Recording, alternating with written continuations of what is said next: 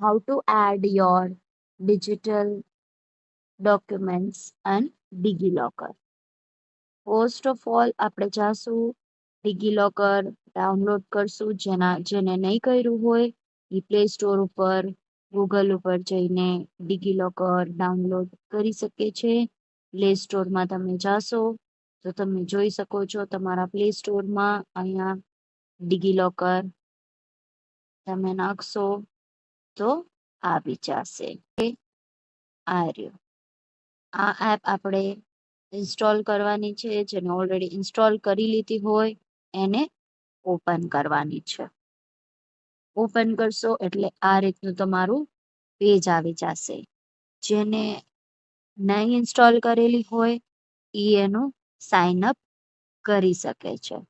એ sign up કરશે પછી ત્યાં તમે અગર જોઈ શકો તો આવી રીતે તમારા ઇશ્યુડ ડોક્યુમેન્ટ્સ આવી રીતે આવી જશે.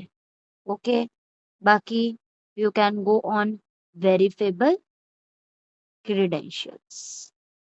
આમાં તમે તમારા એડ ક્રેડેન્શિયલ્સ કરી શકો છો. તમે તમારો આધાર અહીંયાથી અપલોડ કરી શકો છો, એડ કરી શકો છો. તમે આમાં તમારું પેન કાર્ડ એડ કરી શકો છો. તમે તમારું ડ્રાઇવિંગ લાયસન્સ એડ કરી શકો છો. અને એજ્યુકેશન રિલેટેડ આપણે FRID આમાં એડ કરવાનું છે ડિગીલોકરમાં. તો એના માટે અહીંયા સર્ચ બારમાં જવાનું.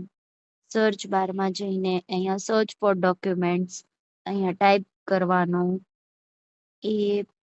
FRID view all FRID. આ બધી તમે તમારી ડિટેલ્સ નાખી શકો છો.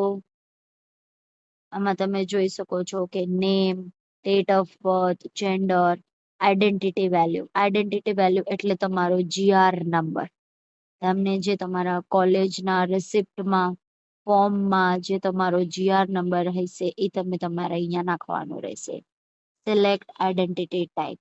આઈડેન્ટિટી ટાઈપમાં તમે તમારું રજિસ્ટ્રેશન નંબર નાખી શકો છો. તમારી રજિસ્ટ્રેશન નંબર નાખી શકો છો.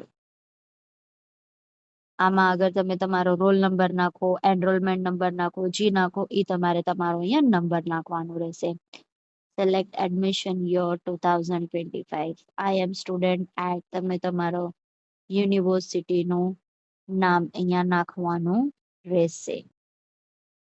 ભક્ત કવિ નરસિંહ મહેતા યુનિવર્સિટી.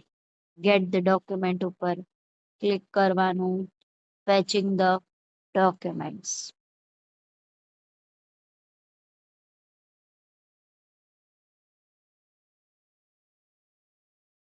ઓકે, જુઓ આ તમે આપણું ડિગીલોકરનું અકાઉન્ટ. એમાં તમારા ઇશ્યુડ ડોક્યુમેન્ટ્સમાં FRID આવી ગયું છે.